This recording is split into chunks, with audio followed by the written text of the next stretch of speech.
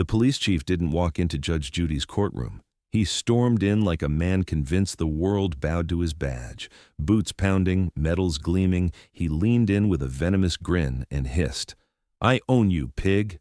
The gallery froze, but Judge Judy didn't blink, because the moment he said those words, the game was already over.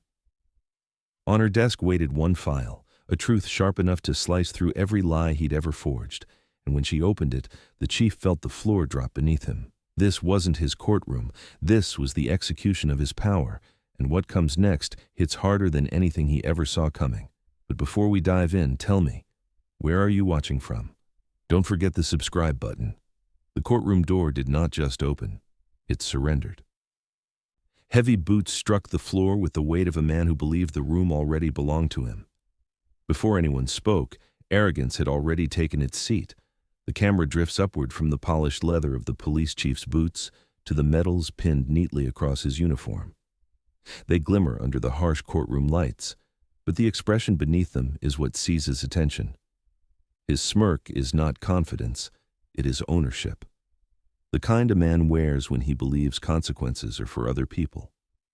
He pauses in the aisle, scanning the gallery like a general entering conquered territory. A few heads lower instinctively, unsure whether to make eye contact.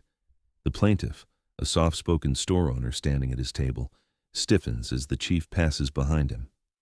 The chief does not look at him. He merely exhales a short laugh, the kind that cuts without words.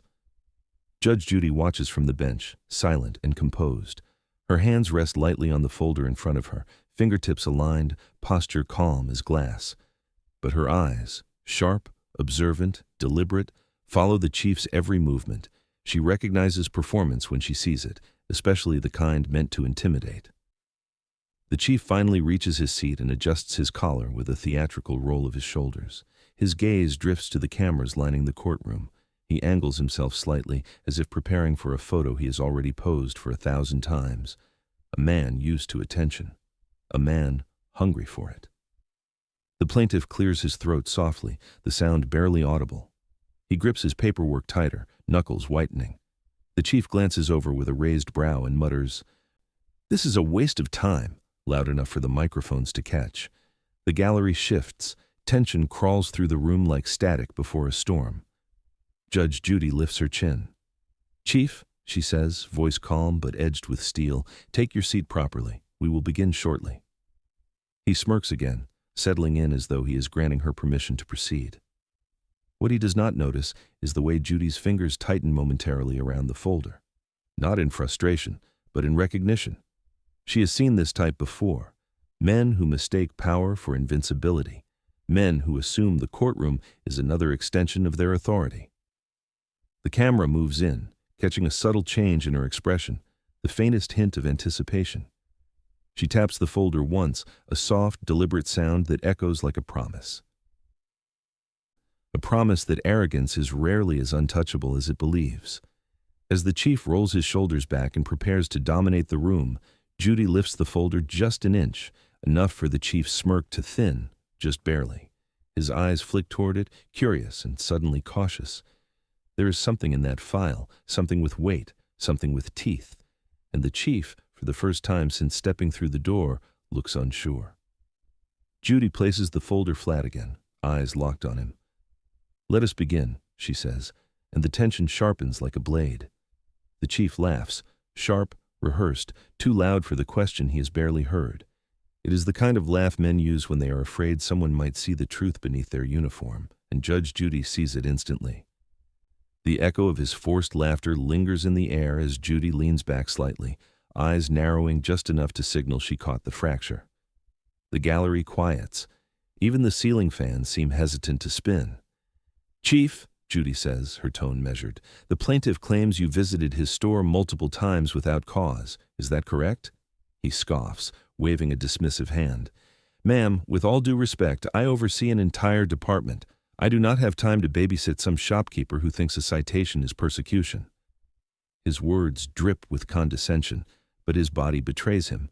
His jaw pulses once. His fingers tap in a rhythmic pattern against the table. Too fast, too uneven. The camera holds a close-up on his hand, showing the tremor he cannot quite stop.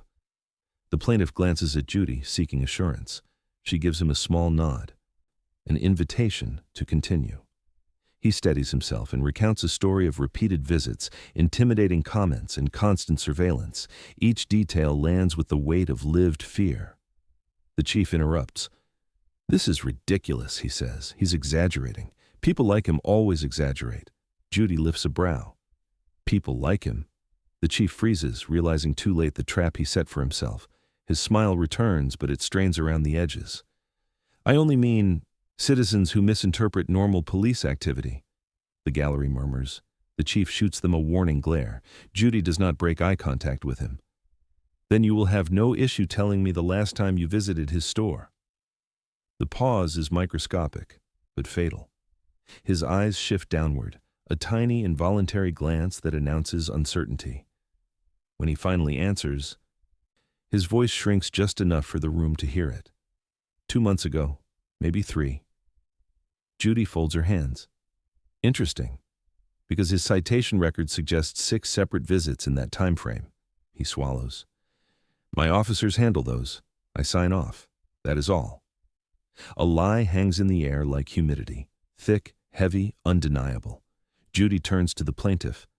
"Why did you bring that audio recorder today?"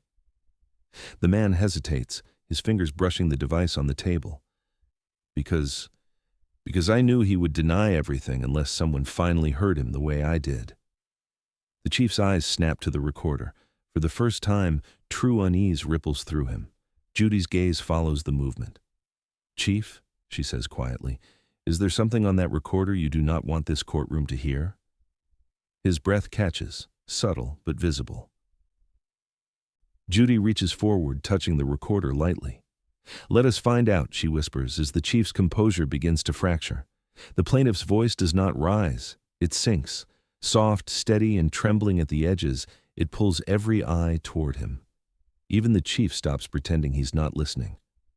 The camera lowers to the plaintiff's hands, fingers curled tightly around the small audio recorder, knuckles pale beneath the pressure. He inhales once, the sound thin but brave. When he begins speaking, the courtroom leans in without realizing it. "I did not ask for trouble," he says quietly. "I just wanted to run my store and go home to my family without feeling like I was being hunted." A flicker moves across the chief's face, annoyance mixed with something darker. Judy notices it immediately. She allows the plaintiff to continue, her expression softening just enough for him to feel seen. He explains how the chief's visits always came after closing hours, always when he was alone, always under the guise of routine checks. But his voice tightens when he recalls the citations, for broken signage that was not broken, for noise violations when the store was silent, for inventory issues that never existed. "It felt like he was trying to crush me," the plaintiff whispers. "Not my store, me." A low murmur rolls through the gallery, a ripple of disbelief and quiet anger. The chief clenches his jaw, shoulders rising defensively. But Judy raises a hand, and the room stills again. "When did this begin?" she asks. The plaintiff's gaze lowers. "The night I reported a patrol car parked outside my house for 3 hours. No lights, no explanation. Just watching." The camera cuts to the chief. For a fraction of a second, his mask slips, revealing a flash of panic. It is small, but it is enough. Judy's eyes sharpen. "Chief, do you recall that incident?" He opens his mouth, then closes it again. The plaintiff continues, voice wavering now. "My daughter started sleeping with the curtains closed. She was afraid the police would take her away. I tried to tell her she was safe, but I did not believe it myself." The recording device rests on the table between them like a loaded truth. Judy studies it, then turns her attention back to the plaintiff. "What made you bring this today?" she asks gently. The plaintiff swallows. "Because last month, after the 6th citation, I realized something. I realized the chief never wrote any of those reports himself, but his voice was always there, telling officer after officer why they needed to teach me a lesson." The chief's shoulders tense. He shifts in his seat, a subtle attempt to regain dominance, but it fails. The room has tilted away from him. Judy steps into the silence, her voice steadier than the air itself. "Sir, does this recorder contain one of those interactions?" He nods, once. The sound of it is louder than any word spoken today. The chief inhales sharply. The plaintiff slides the recorder forward, its plastic scraping softly across the wood, a small sound that lands like a threat. Judy reaches for it. The chief calls the recorder a toy, but his voice wavers on the final syllable. Judge Judy does not answer him. She simply opens the folder he has been pretending not to fear. The room inhales, as if bracing for impact. The camera moves in slow, deliberate motion as Judy lifts the first page. The paper rustles softly, a whisper that carries more authority than the chief's entire uniform. She studies the document with surgical calm, her silence stretching long enough to make the gallery stiffen. The chief shifts in his seat. "Your Honor, with all due respect—" "Chief," Judy cuts in, her voice cool and perfectly measured, "do not waste my time with rehearsed disclaimers. I am reading your report." His face reddens, a shade too quick, the first visible crack in the armor he polished before walking in. Judy tilts the page toward the light. "This is the patrol log from the night the plaintiff received his second citation." Her tone is light, almost conversational, but the air tightens around it. The chief leans forward, attempting confidence. "Yes. Authenticated and documented by my department." "Is that so?" Judy asks. She turns the page. Another document, then another, each one aligned with precision, forming a trail of contradictions that only she can see fully. But her eyes, sharp and unwavering, give it away. Something is wrong, and it is bigger than a disagreement. She lifts a particular sheet and adjusts her glasses. "This signature at the bottom," she says. "This is yours." "Correct," he replies too quickly. "And you signed this while on duty?" "Yes, of course." Judy lets the silence stretch, not as a pause, but as a trap. "Then tell me, Chief, how did you sign this report at 8:47 p.m. when your duty roster lists you as being out of town at a training conference?" The chief stills. The gallery gasps. Even the lights seem to steady themselves to witness what happens next. He stammers, That must be a clerical error." Judy focuses on him with the steady patience of someone who has dismantled arrogance for decades. "A clerical error that forged your own signature?" Her voice softens, which somehow makes it sharper. "That is quite an impressive mistake." A bead of sweat forms at his temple. He wipes it quickly, hoping no one noticed. Everyone notices. Judy lowers the document, allowing the weight of the moment to settle. The plaintiff watches from across the room, breath held tight in his chest.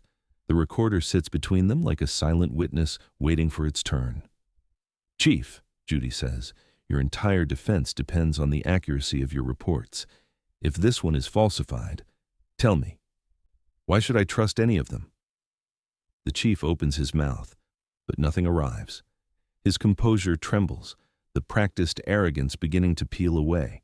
Then Judy sets the document down with a soft thud, a sound that feels like the first domino falling. She looks him straight in the eyes.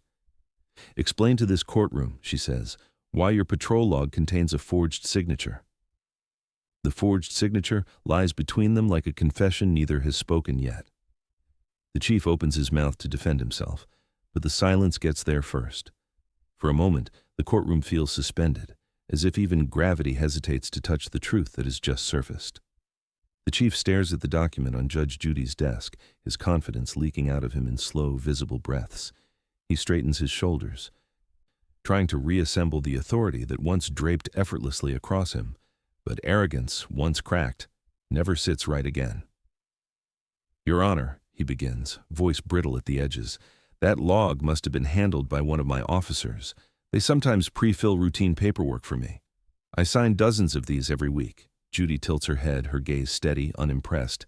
"So you are admitting that you sign documents you have not read?" The chief blinks, thrown off balance. "That is not what I said." "It is precisely what you said," Judy replies, her voice sharp enough to slice through the room's stale air. "You expect this court to believe you were not aware of a document bearing your name, your signature, and your authority, all filed on a day you were not even in the state?" The chief's lips part, but the sentence collapses before it forms. His hands tremble slightly, and he hides them beneath the table. The cameras catch everything, The plaintiff watches, shoulders pinned tight, as though afraid to breathe too loudly and disrupt the fragile unraveling unfolding beside him. He is witnessing something he never expected to see. The chief losing control. The chief clears his throat. If there were mistakes, they came from my subordinates. I oversee operations. I do not micromanage every... Forgery, Judy interrupts, is not micromanagement. It is a felony. The chief stiffens. His eyes flash with something primal, fear disguised as indignation. Are you accusing me of committing a crime? I'm saying your explanation is not credible, Judy replies, letting the words settle like dust over a long abandoned room. He tries again, scrambling for ground. Your Honor, these accusations are politically motivated. People want to take me down. That is all this is. The gallery shifts, murmurs rising like low thunder. Judy raises a hand. Silence returns instantly. Chief, she says, your reputation is not on trial. Your actions are. He presses his lips together, a thin line of failing control. Fortunately for you, Judy continues, we have someone who might help clarify these inconsistencies. His eyes snap upward. The witness waiting outside, she says, motioning toward the bailiff. A soft, collective inhale ripples through the courtroom as the bailiff turns toward the door. The chief's composure fractures further, panic flickering behind his slow blink, the first visible sign that he knows exactly who is coming. The door handle turns, and the chief's jaw tightens as if bracing for a truth he can no longer outrun. The door opens slowly, as if the truth itself is hesitating to enter. A young officer steps inside, shoulders tight, eyes lowered, fear wrapped around every movement, and the chief's entire posture stiffens. The camera follows the officer's quiet steps as he approaches the witness stand. His uniform is crisp, but his hands betray him, trembling, restless, fingers brushing against each other like he is trying to rub the fear out of them. He does not look at the chief, not once. State your name, Judy says, her tone firm but not unkind. Officer Daniel Ruiz, he replies, the words barely rising above a whisper. The chief scoffs, loudly. Oh, for God's sake, him? Ruiz winces at the sound. Judy's eyes snap to the chief. Chief, she says, you will not speak unless addressed. The reprimand lands hard. The chief leans back, biting down on whatever he wants to say next. His jaw flexes again, that subtle, involuntary twitch that has become its own confession. Judy turns back to Ruiz. Officer, why are you here today? Ruiz swallows. Because someone has to tell the truth. The room goes still. Even the gallery, restless moments before, becomes a sea of unmoving faces. Ruiz pulls a folded piece of paper from his pocket, a report, handwritten, edges creased from repeated handling. The chief ordered us to file citations against the plaintiff, even when there was no violation. He said the man needed to be taught respect. The chief slams a fist against the table. Lies. He is lying, Your Honor. Judy does not flinch. Chief, if you interrupt him again, I will have you removed. A dark flush creeps up the chief's neck. He glares at Ruiz with a look that could strip paint from walls. Ruiz shivers but continues. He also told us to adjust certain details in the patrol logs. Ruiz's voice cracks, including dates and signatures. Gasps shudder through the audience. Judy's gaze sharpens. Are you saying the chief instructed officers to falsify official documents? Yes, ma'am. Ruiz's eyes drop to the floor. And he said if any of us talked, he would destroy our careers. The chief shoots to his feet. This is mutiny. He is a coward. Sit, Judy commands. He freezes mid-breath, then sinks slowly into his chair. Ruiz's hands shake harder now as he unclips something from his belt, a small device wrapped in a protective case. I brought a recording. One I made because I was afraid. All eyes turn to the device. Even the chief's fury dims, replaced by something colder, raw. Dread. Judy nods. Give it to me. Ruiz hesitates, glancing at the chief, a brief, instinctive look of survivor's fear. The chief's mouth forms a silent threat, but Ruiz refuses to be ruled by it anymore. He steps forward and places the recording in Judy's hand. The chief leans in, whispering just loud enough for the microphones. Don't you dare play that. Ruiz's thumb hesitates over the play button, suspended in the space between fear and truth. The chief watches him with a stare sharp enough to carve warnings into bone. Then, the recording begins. A soft click echoes from the speakers, small but piercing in the charged silence. The courtroom seems to shrink around the sound. Even the lights feel brighter, as if exposing every hidden corner of the room. At first, there's only static. Then, a familiar voice breaks through. The chief's. "You think these people respect us? Please. You have to remind them who runs this town." The air tightens. A few people in the gallery cover their mouths, shocked at hearing the chief's private tone, not the polished authority he carries in public, but a swaggering cruelty. The recording continues. "The store owner? He needs pressure, real pressure. Hit him with citations until he learns." Ruiz closes his eyes, shame flickering across his face. The plaintiff, frozen in place, looks as though the words reach inside old wounds and pry them open again. Judy remains still, perfectly still, the kind of stillness that absorbs everything. Her eyes narrow a fraction. Then the recording shifts. Laughter, harsh, self-satisfied. "I own this town. I own every complaint. I own every report. And if anyone tries to get cute about it..." A heavy pause in the recording, a silence thick enough to feel. "I'll remind them who signs their paychecks." The room reacts in muted horror. Even the gallery members accustomed to courtroom drama instinctively lean back, as though the words carry physical force. The chief shoots up from his seat. "That audio is manipulated. He spliced it. This is a setup." But Judy does not look at him. She is listening again. "People like that shopkeeper, they forget their place. I do not mind teaching it back." The plaintiff's eyes drop. A single tear escapes before he can stop it, not from weakness, from finally hearing aloud the cruelty he sensed but could never prove. Judy turns toward the chief, her voice level but edged. "Chief, do you deny this is your voice?" He swallows, then forces out, "Anyone can imitate," but Ruiz interrupts him, timid but firm. "There is more." He reaches for the device again. His hand steadies, not fully but enough. Another click. "If the judge pushes back, I'll deal with her too. She's not as tough as she thinks." The chief's face drains of color. The gallery does not gasp this time. They are too stunned. Judy finally speaks softly. "Officer Ruiz, whom was the chief speaking to in this recording?" Ruiz hesitates, glancing toward the courtroom door, the same door the bailiff used earlier. The chief follows his gaze.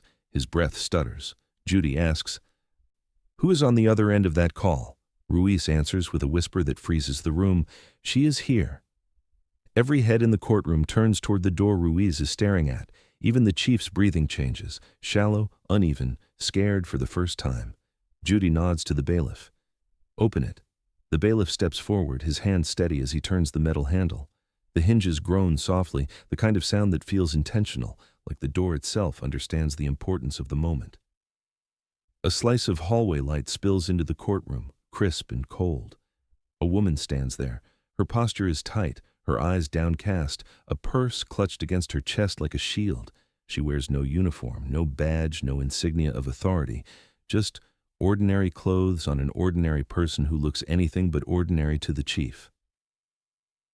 His reaction gives everything away. He jerks forward in his chair. "No, no, she does not belong here." Judy's gaze flicks toward him, sharp as a blade. "Chief, you do not determine who belongs in this courtroom." The woman steps inside slowly, as if every inch of movement costs her breath. Her hands tremble, her lips tighten as though bracing for impact.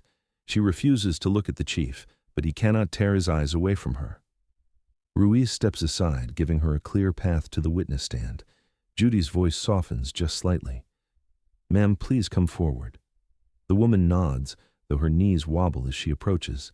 She sets her purse down carefully, as though something fragile rests inside. "State your name for the record," Judy instructs. Her voice emerges in a quiet rasp. "Lena Hart." The chief's jaw muscles pulse. He whispers something under his breath, a plea or a warning no one can decipher. Judy does not miss it. "Ms. Hart," she continues, "were you present for the conversation in the recording Officer Ruiz played?" Lena's fingers twist together. "Yes." "Where did this conversation take place?" "In my house," she whispers. A collective shudder passes through the gallery. Judy's brows rise. Your house? She nods again. He would come there to talk about things he did not want overheard, things he said the department should not have on tape. The chief bursts out. She is lying. She is unstable. Chief, Judy snaps. Sit. He collapses back into the chair. Judy turns back to Lena. Did he ever store anything at your home? Lena presses her lips together, wrestling with fear. Yes, files, recordings. Papers he said needed a place where no one would look. Ruiz swallows hard. The plaintiff grips the table. The gallery leans in as though pulled by gravity. Judy's voice lowers.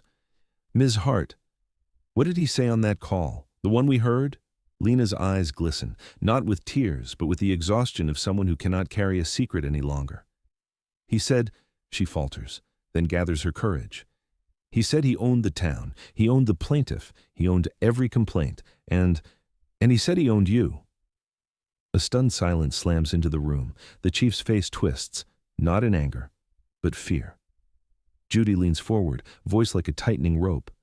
He said he owned me? Lena nods once, and the courtroom cracks open around the truth.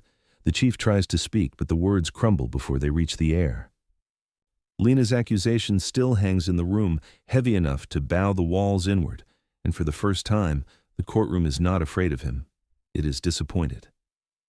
The camera sweeps slowly across the gallery, capturing faces frozen between shock and dawning clarity. People shift in their seats, no longer intimidated by the chief's medals, rank, or bluster. They look at him differently now, not as a man in power, but as a man exposed. Judge Judy turns her full attention toward the chief, and the entire room seems to brace itself. Her voice is calm, but something colder lingers beneath it. Chief, you heard the testimony? Do you deny telling Ms. Hart you owned this court? He rises halfway out of his seat, as if fighting the weight of his own panic. She is lying. She misunderstood. Sit, Judy orders. The command slices through him. He falls back into his chair, breath shaking through his nose. The uniform he wore like armor now looks like a costume that no longer fits. Lena stays on the stand, hands twisted together. She is not triumphant. She is terrified. But she is done being silent. Judy addresses her gently. Ms. Hart, why did you come forward today? Lena's eyes shift toward the plaintiff, a quiet, shattered sort of sympathy in her gaze. Because he told me that no one could stop him, that he could ruin whoever he wanted, and I believed him until I saw what he was doing to that man. The plaintiff swallows, blinking rapidly. His fingers tremble around the edge of the table. And to Officer Ruiz? Judy asks. Lena nods, shame filling her posture. He told me Ruiz was weak, that he would never speak up, that no one would believe him anyway. The chief slams his palm onto the table. That is not what I... Chief, Judy's voice slices like tempered steel. Every outburst you make confirms their fear of you, the gallery murmurs again, this time with a hint of righteous anger. Even the bailiff shifts closer to the bench, subtly repositioning himself between the chief and everyone else. Ruiz keeps his gaze down, but his shoulders straighten, just slightly. The truth, spoken aloud, gives him back a piece of himself. Judy turns to the plaintiff. Sir, is what Ms. Hart described consistent with your experience? The plaintiff nods once, unable to speak. It is enough. The chief looks around the room, desperate now, searching for even one face still on his side. But the room has turned. Authority has evaporated from him like steam. His voice breaks. You do not know what she is. You do not know what she wants. Judy leans forward, her stare unwavering. What she wants, she says, is the truth, something you have been avoiding since the moment you walked through that door. He tries to respond, but no sound comes. Judy shifts her gaze back to Lena. What else? She asks softly. Did he tell you that day? Lena opens her mouth, but fear stops the words halfway. Tell me honestly, should remorse ever erase guilt, or does accountability stand on its own? Lena's silence is not hesitation. It is fear remembering its shape. She tries to speak, but her voice catches on a truth she has carried too long. Judge Judy waits, patient and unblinking. The camera closes in on Lena's hands. They twist together in her lap, knuckles whitening with every second she spends holding back the words that want to escape.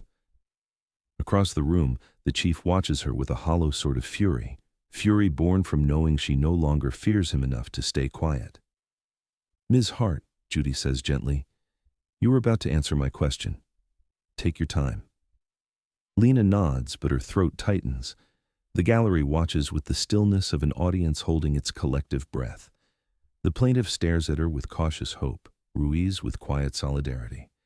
Every person in the room can feel that something significant sits behind her silence, waiting to crack open. Finally, she speaks. "He told me that the plaintiff was a problem, not because of anything he did, but because he embarrassed him once, years ago."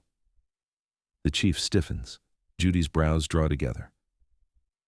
"Embarrassed him how?" Lena looks down. "I do not know the details. He just said the man saw something he shouldn't have, and that ever since, the chief wanted to make sure he regretted it." A ripple moves through the gallery. Confusion first, then unease.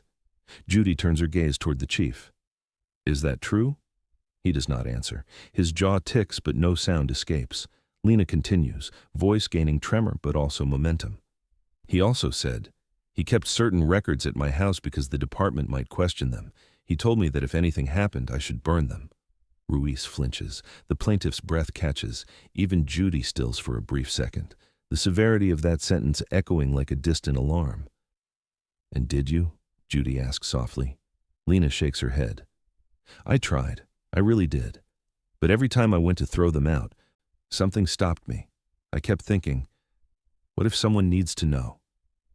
"Where are they now?" Judy asks. Lena reaches into her purse with trembling fingers. She pulls out a small flash drive, its plastic casing scratched from years of anxious handling. She sets it on the edge of the witness stand, her hand lingering on it like it is something alive. The chief finally breaks. "Lena, do not do this!" he bursts out, half rising from his chair. "You have no idea what you're—" "Chief!" Judy's voice slices through the tension. "Sit down." He sinks into the seat, breathing like someone trying not to drown in his own panic. Lena looks at the flash drive, then at Judy. "I did not want to bring this, but he said he could make entire cases disappear. And I thought, if he can do that, what else has he done that no one knows about?" The room tightens around her words. Judy leans forward, eyes locked on the flash drive. "Ms. Hart," she says quietly, "what exactly is on that device?" Lena exhales, the kind of breath that comes before a storm. Lena's hand lifts from the flash drive as though it burns her. The chief watches it with the horror of a man staring at the last rope snapping beneath his feet. Judge Judy inserts it into the courtroom computer, and the illusion of control dies. A soft chime sounds as the screen flickers to life. The gallery stiffens, as though the light from the monitor casts a new kind of truth across the room. Judy's fingers hover over the keyboard, steady and deliberate. "Officer Ruiz," she says without looking away, "did you review the contents of this device?" Ruiz nods. "Yes, Your Honor. Enough to know it is real." That word, real, hits the chief like a blow. He shakes his head, muttering, "No, no, she wouldn't." But the first file opens. A department memo appears, stamped with internal classifications. It details unofficial operations, coded directives, and off-the-record surveillance instructions, all signed under the chief's authority. Gasps ripple through the gallery. Judy scrolls. The next files are recordings, clipped audio of the chief giving orders to target civilians, including the plaintiff. The chief's face drains as each one plays. His earlier arrogance has vanished, replaced by raw, choking fear. But that is not the twist. Judy opens the final file, a video. Ruiz looks down. Lena closes her eyes. The chief's breath stops. The screen shows the chief sitting alone in Lena's living room. Uniform jacket discarded, eyes red, breathing unevenly. He looks nothing like the man in the courtroom. He looks shattered. The chief speaks on the video, voice unsteady. "I can't believe he saw me like that, drunk, crying, begging." The plaintiff's head lifts. Stunned, Judy leans in. "He was supposed to call for backup," the chief continues, voice cracking. "Instead, he helped me. Him, that pathetic nobody." A hush wraps the courtroom, heavy as a blanket soaked in grief. "If he tells anyone, if he remembers me like that, I'll never command respect again. I can't let him walk around knowing I broke in front of him." The plaintiff's face softens with the kind of heartbreak only victims recognize. The pain of realizing cruelty wasn't born from hatred, but from their compassion being twisted into shame. On screen, the chief wipes his eyes furiously. "I'll make him regret ever seeing me weak." Judy stops the video. The silence afterward is suffocating. The twist lands fully now. The root of the chief's campaign wasn't power, politics, or control. It was humiliation, a moment of vulnerability he never forgave the plaintiff for witnessing. Judy turns to him, voice quiet, almost mournful. "So, all of this," she says, "your threats, your harassment, the forged reports, was because he saved you?" The chief's lips tremble. His eyes shine with pleading he cannot voice. The courtroom sits in stunned disbelief. The chief whispers, barely audible, I couldn't let him have that over me." Judy straightens. Her expression hardens. The reckoning begins. The flash drive enters the port with a faint click that sounds far too loud for such a small object. The chief squeezes the edge of his table like he's trying to keep himself from falling off a cliff. Judge Judy's eyes narrow, and the courtroom leans into the silence. A cold wash of light spills onto the monitor as the files populate the screen. Rows of digital folders appear, dated, labeled, some innocuous, others ominous. Judy scrolls slowly, her expression tightening with each new discovery. "Ms. Hart," she says, "did the chief personally give you these materials?" Lena nods, guilt bowing her shoulders. "Yes. He said they needed a safe place, somewhere no one would think to look." The chief rises halfway from his seat, voice cracking. "They're private. They weren't meant—" "Sit," Judy orders. The force in her tone pushes him back down. She opens the first file. Surveillance notes, unapproved stakeouts, names of civilians flagged without cause. Murmurs ripple through the gallery. Ruiz exhales shakily. This is worse than even he feared. But Judy continues. She selects the final folder, marked only with a date, no title, just numbers, and dread. She double-clicks. A video loads. The room holds its breath as the image resolves. The chief, off duty, seated on what is unmistakably Lena's couch. His posture is slumped, his hair unkempt, his eyes glassy with alcohol. Vulnerability pours from him, unguarded, unmasked, ununiformed. Judy presses play. The chief on screen speaks with a broken rasp. "I can't let him do this to me. I can't let him remember me like this." The plaintiff's brow furrows, confusion and sadness blending. On screen, the chief wipes at his face angrily. "He wasn't supposed to help me. He wasn't supposed to see me falling apart like some drunk nobody." Ruiz closes his eyes. His jaw clenches. The chief continues, voice shaking. "If a man like that tells the story of me crying in the street, me asking him," he chokes on the sentence, "I'll lose everything, everything." The real chief in the courtroom shrinks into himself, the last of his mental armor dissolving. Judy leans forward, gaze pinned to the screen. "What exactly did the plaintiff see?" she asks softly. The video answers. "He saved me," the recorded chief confesses, "pulled me out of the road so I wouldn't get myself killed. I was so drunk I could barely stand. And then he looked at me like I was human." A devastating pause. "I'd rather be feared than pitied." The plaintiff inhales sharply, a pained sound escaping before he can stop it. The chief on screen finishes with a whisper that echoes like a confession carved into stone. "If he keeps that memory, I have no power left, so I'll take something from him instead." Judy stops the video. Silence crashes over the courtroom. This is not the story anyone expected. This is not corruption born from greed or dominance. This is a man destroying someone who once showed him mercy, because mercy exposed him. Judy turns to the chief, her voice low, resonant, devastating. "So this entire campaign, this abuse of authority, was because he saw you as a human being?" His lips tremble. He tries to speak. No words come. The chief whispers, barely holding himself together, "I couldn't let him remember me weak." Judy's eyes harden. "Then today," she says, "you will remember what weakness truly is." The chief tries to speak, but the moment he opens his mouth, his voice betrays him. It cracks, not from anger this time, but from a grief he can no longer hide. and the courtroom watches the collapse of a man who once believed he could never fall.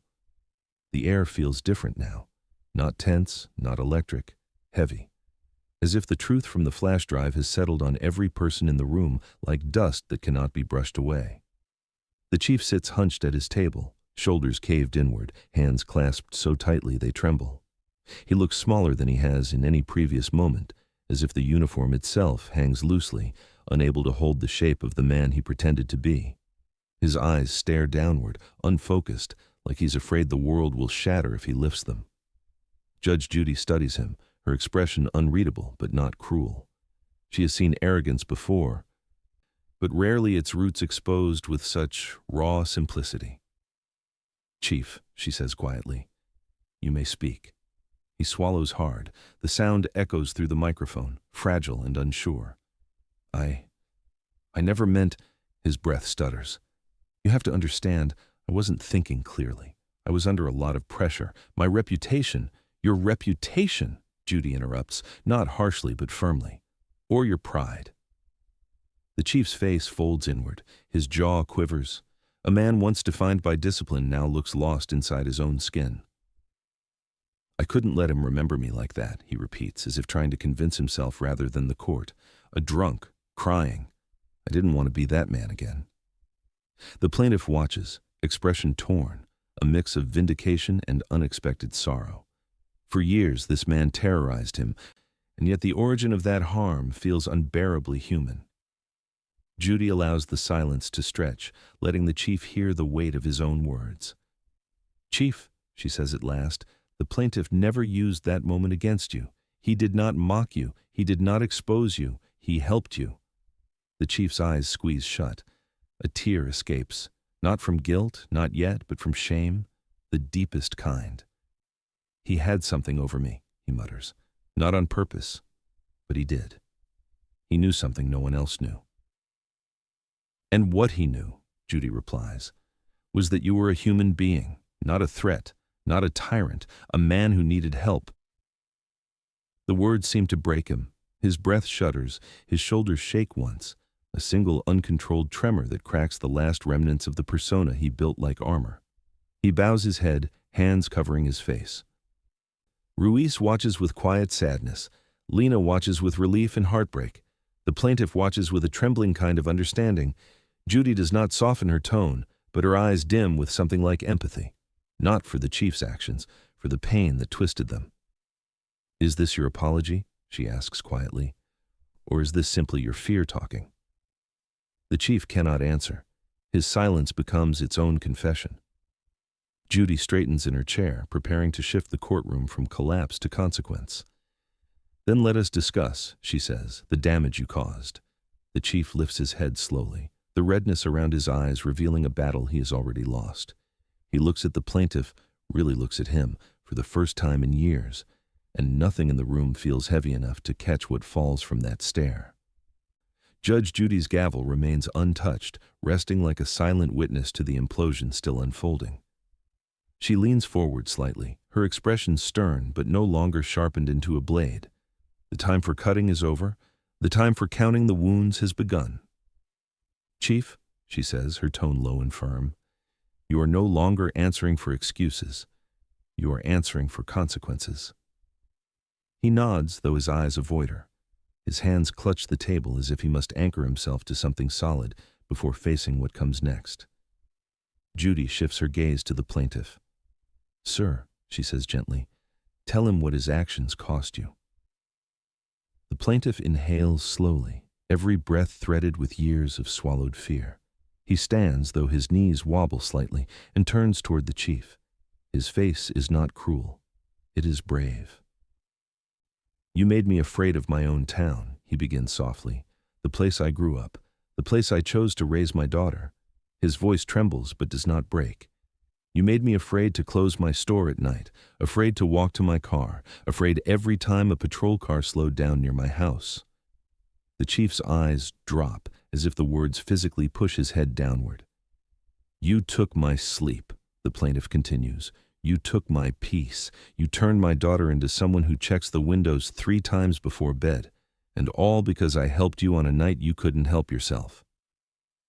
A crack, deep and visible, runs through the chief's expression. He opens his mouth, but nothing arrives. Judy steps in, her voice calm but unwavering. "Chief, do you understand the gravity of what you did? This wasn't enforcement. It wasn't oversight. This was retaliation, abuse, and above all else, it was fear weaponized into cruelty." The chief swallows hard. His shoulders curl inward, folding around a truth he cannot outrun. "I know," he whispers. "I know. His voice catches, splintering like thin ice. "I thought if I controlled what he remembered, I could control who I was." Judy shakes her head slowly. "That is not how identity works, and it is not how justice works." Officer Ruiz, standing off to the side, shifts closer, his posture braver now. "You didn't just hurt him," he says quietly. "You hurt all of us who trusted you." Lena nods, tears brimming. "You made fear normal." The gallery murmurs with agreement, not loud but resonant, like distant thunder. The chief finally looks at the plaintiff with wet, hollow eyes. "I'm sorry," he says. "Not for being exposed, but for what I did, for what I became." It is the closest thing to truth he has spoken. Judge Judy closes the case summary folder with deliberate finality. "Then," she says, voice steady as a drawn line, "we are ready for the final confrontation." The chief lifts his head, eyes rimmed with exhaustion and desperate hope, the kind that comes only when a man finally realizes mercy is no longer his to claim. Judge Judy does not return the look. She is busy assembling the truth into something sharp enough to end this.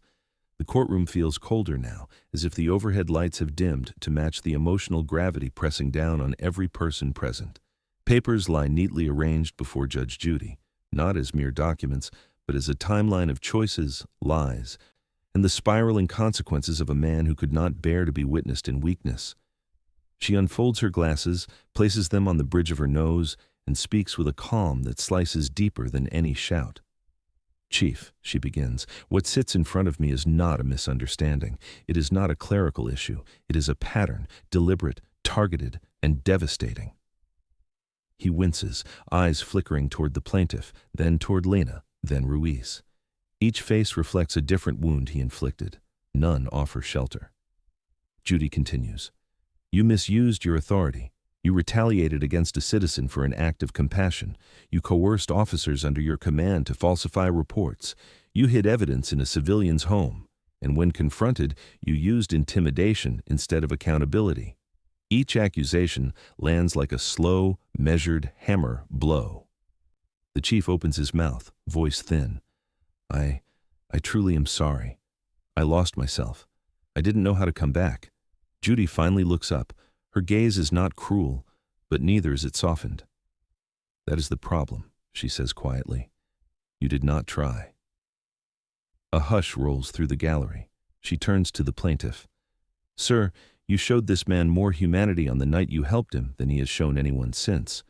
You carried the consequences of his shame, not him." The plaintiff nods, eyes down, breath shaking with the weight of the years that led to this moment. Next, she turns to Ruiz. "You were silenced by the system you swore to serve. That ends today." Ruiz's throat tightens. He nods, blinking back relief he never expected to feel. Finally, Judy looks at Lena. "You protected evidence with more integrity than the man who entrusted you with it. That choice may have saved this case." Lena exhales shakily, the relief almost buckling her posture. Judy shifts her focus back to the chief, the man unraveling before her. "You stand here asking for forgiveness," she says, voice gentler now but still unyielding. "But what you truly want is erasure. You want this to disappear so you don't have to face what you did." He flinches. "Accountability," she continues, "is not cruelty. It is the only path left." The chief bows his head, his hands unclasp, open, empty, defeated.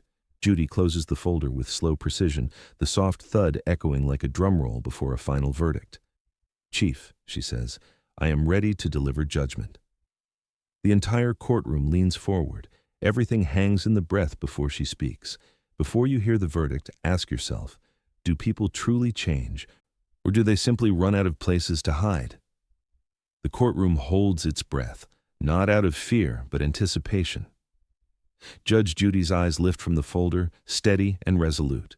The chief looks up at her like a man waiting to hear whether he still belongs to the world he tried to control. Judge Judy straightens, the weight of the case balanced perfectly in her posture. She doesn't need the gavel to command the room. The silence bows to her.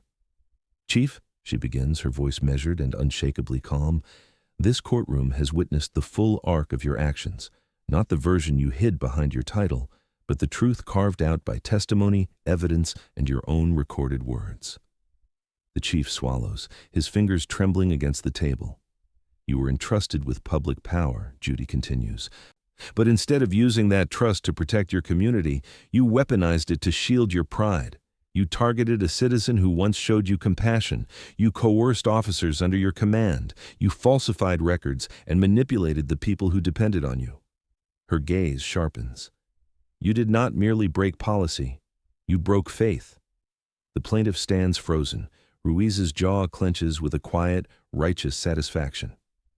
Lena clutches her purse, relief and ache tangled together in her expression. Judy shifts her attention to the plaintiff. "Sir, what was taken from you cannot be restored by paperwork alone, but today you leave this room with truth on your side, fear lifted from your shoulders, and vindication documented for anyone who ever doubted you." The plaintiff bows his head, tears threatening but controlled. She turns to Ruiz. "Officer Ruiz, your courage today sets an example your department should honor. Your career should not be destroyed for telling the truth. It should rise because of it." Ruiz exhales shakily, gratitude softening his rigid stance. And then Judy returns to the chief. "As for you," she says, voice cooling into finality, "you will be held liable for harassment, falsified documentation, and the misuse of your authority. You will compensate the plaintiff for the damages you inflicted, and this case will be forwarded to internal affairs and external oversight bodies for further review." A collective murmur rolls through the room, the sound of justice landing exactly where it belongs. The chief slumps. Something inside him breaks, not violently but quietly, like a structure finally giving way after years of strain. Judy's tone softens only once. "You could have asked for help. You could have taken responsibility. Instead, you chose intimidation over honesty, power over humility. And now you face the consequences of that choice." He nods slowly, tears streaking down the face of a man who built his persona on never letting them fall. The gavel strikes. "This case," Judy declares, "is concluded." The sound reverberates through the courtroom, final, resonant, undeniable. The chief's shoulders sag, the last remnants of his former authority collapsing into dust. As the gallery begins to stir, Judy gathers her papers, adding one final quiet reflection that lingers in the air even after she stands. Arrogance always collapses under the weight of truth.